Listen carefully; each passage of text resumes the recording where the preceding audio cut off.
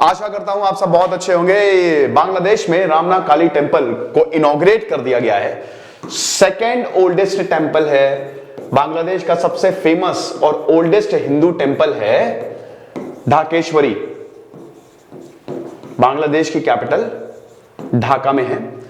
तो भाई ये इसको रीबिल्ड किया है 2017 में, इसको इनॉग्रेट किया गया था। इनॉग्रेट मतलब प्रोजेक्ट जो है वो शुरू किया। 15 और प्रोजेक्ट जो है वो इंडिया की फॉरेन मिनिस्टर स्वर्गीय सुषमा स्वराज वो जब बोलती थी तो अच्छे अच्छों के परखच्चे उड़ जाते थे।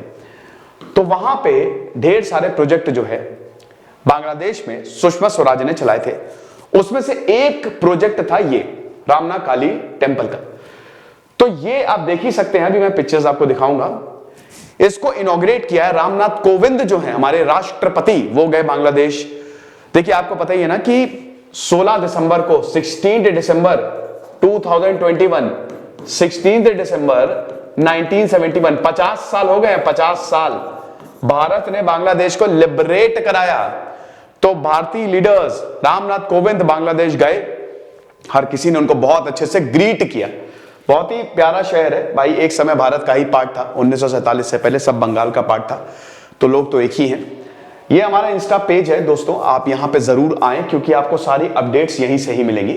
और ये हमने बेहतरीन कोर्सेज बनाए हैं, जीएस के कोर्सेज। इसमें polity, economy, history, ethics, internal security, governance, IR, अगर आप इनमें से किसी सब्जेक्ट में कमजोर है तो आप कर सकते हैं। पर्सनालिटी डेवलपमेंट कोर्स, एनसीईआरटी हमारा बेस्ट सेलिंग है। यूपीएससी 1, 2, 3 साल के लिए इन नंबर्स में कॉल करिए, नहीं तो आप व्हाट्सएप कर सकते हैं। आपको बता दूं कि 1 जनवरी से जो दाम है वो बढ़ जाएंगे। वैसे भी हम बहुत ही कम दामों पे दे रहे हैं, बट क्योंकि अब हमारी टीम बड़ी हो रही है तो ये हमको करना पड़ेगा। और ये हमारा टेलीग्राम चैनल है, तो आप यहां पे आ सकते हैं, आपको पीडीएफ मिल जाएगी। तो फ्राइडे 17 दिसंबर, खबर थोड़ी पुरानी है, रामनाथ कोविंद ने जो रिकंस्ट्रक्टेड रामना काली टेम्पल था उसको इनॉग्रेट किया 25 मार्च 1971। ये वो काला दिन था जब इस मंदिर को पूरी तरीके से तबाह कर दिया गया था, खत्म कर दिया गया, जेनोसाइड चलाया गया। कुछ रिपोर्ट्स की माने तो 1000 से ज्यादा लोग, 1000 से ज्यादा हिंदुओं को गाजर मूली की तरह काट दिया गया। ऑपरेशन सर्च लाइट 1970s में बांग्लादेश में चुनाव होते हैं। शेख मुजीबुर रहमान की आवामी लीग जीत जाती है। पूरे पाकिस्तान पे बांग्लादेश का राज होगा। ईस्ट पाकिस्तान उस समय था। ऐसा कैसे हो सकता है? दिमाग खराब हो गया जनरल टिक्का खान का, दिमाग खराब हो गया जुल्फिकार अली भुट्टो का, दिमाग खराब हो गया याह्या खान का। बोला कि ऐसा तो नहीं होगा, आर्मी को भेजो और इनको सबक सिखाओ। तो बांग्लादेशियों को खत्म करना शुरू किया। जेनोसाइड हुआ बकायदा, बहुत सारे लोग मारे गए। उसमें बहुत सारे मंदिर भी पाकिस्तानी फोर्सेस ने डिस्ट्रॉय किया, जिसमें से एक मंदिर ये था।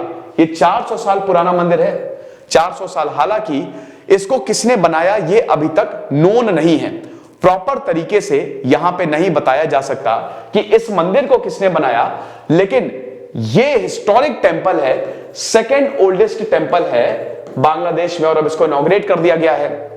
तो आप ये देख सकते हैं कि रामनाथ कोविंद ने ये बोला था फ्राइडे को कि historic Ramna Kali temple it's a symbol of the spiritual and cultural bonding among the people of India and Bangladesh.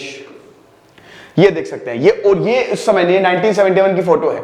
ये इतना ऊंचा टेंपल था, इतना ऊंचा मंदिर भाई उस समय। ये one of the tallest buildings में से एक था कि आप कहीं पे भी इसको खड़े होकर देखेंगे दिख जाएगा।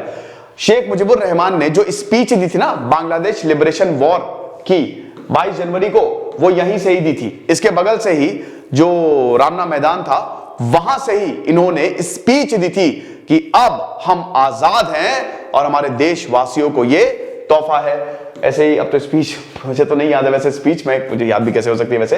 तो ये आप देख सकते हैं, बहुत ही खूबसूरत है। और अगेन सबसे ओल्डेस्ट टेंपल जो है बांग्लादेश का वो है ढाकेश्वरी टेंपल। अभी आपने न्यूज सुनी थी ना कि बांग्लादेश में दुर्गा पूजा में कुछ शरारती तत्व ऐसे थे जिन्होंने मंदिरों को नुकसान पहुंचाया। तो इससे भारतीय बहुत ज्यादा गुस्से में भी थे। नॉर्थ ईस्ट में काफी ज्यादा प्रॉब्लम्स भी हुई। तो आप ये देख सकते हैं कि ढाका जो है it is the provincial capital of Mughal emperor, Mughal empire. Mughal empire की ढाका, क्योंकि बांग्ला इधर आपको पता ही ना कि सरकार मतलब परगना, सरकार प्रोविंस। तो मुगलों का जो एडमिनिस्ट्रेशन था उसमें एक प्रोविंस था ये ढाका। तो मतलब बांग्लादेश, तो इट वाज दी, मतलब बंगाल की, it was the provincial capital of the Mughal empire, और एक बहुत इंपॉर्टेंट ट्रेडिंग सेंटर था। ट्रेडिंग सेंटर तो बंगाल था ही।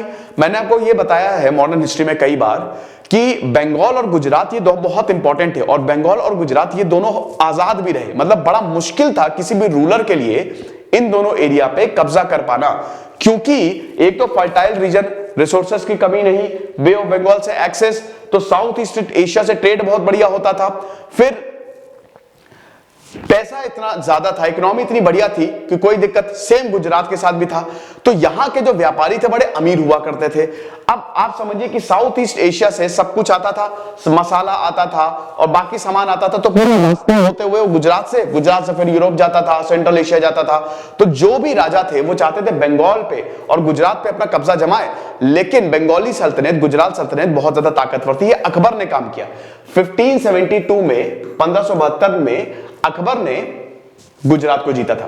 ओके, तो वही चीज आप देख सकते हैं, it was a trading town, है ना। यहां पे आपको सब मिलेगा। 1600 में तो बहुत ही खूबसूरत था, जब high officials of the Mughals ने इनको ऑक्यूपाई करके रखा हुआ था। तो यहां पे gardens, open green spaces, garden houses देखने को मिलेंगे। जब ब्रिटिश के पास गया 1858 में, तो ये जो रामना का जंगल था भाई, तब इसको क्लियर किया गया, और तब यहां पे मंदिर मिला कि अरे बाप रे, ये तो एक पूरा का पूरा मंदिर मिल गया है। और धीमे धीमे इस मंदिर की देखरेख जो है वो की गई। अब ऐसा बोला जाता है कि ये मंदिर 400 साल पुराना है, 400 साल पुराना है। तो अब मां काली की पूजा की जाती है। यस, मां काली की पूजा की जाती है। पूरे बंगाल में मां काली को पूजा जाता है, राइट। रॉ एनर्जी को, शक्तिज्म की मेन शक्ति मां काली, तो रॉ एनर्जी को मां काली जो है कंट्रोल्ड एनर्जी को डिवोट करती है, मतलब सिंबलाइज करती है। तो it is believed to have been built during the Mughal period. लेकिन प्रोफेसर मुतासिर ममून का यह बोलना है, जो कि one of the most eminent historians है, कि ये 400 साल पुराना है, लेकिन अभी नहीं पता कि ये किसने बनाया। मतलब it is very difficult to find out. तो 27 मार्च 1971 को, मतलब 25 मार्च को ये सब शुरू हुआ था, 1971, ठीक है। बगल में बांग्लादेश यूनिवर्सिटी है, सॉरी ढाका यूनिवर्सिटी है। तो वहां पे ऑपरेशन सर्च लाइट, मतलब हर किसी को ढूंढ ढूंढ के निकालो, ढूंढ ढूंढ के निकालो, गांव हो शहर हो, ढूंढ के निकालो, मारो सबको। तो ऑपरेशन सर्च लाइट जो है वो पाकिस्तानियों ने चलाया था। कितनी औरतों का बलात्कार किया, कितने लोगों को मारा।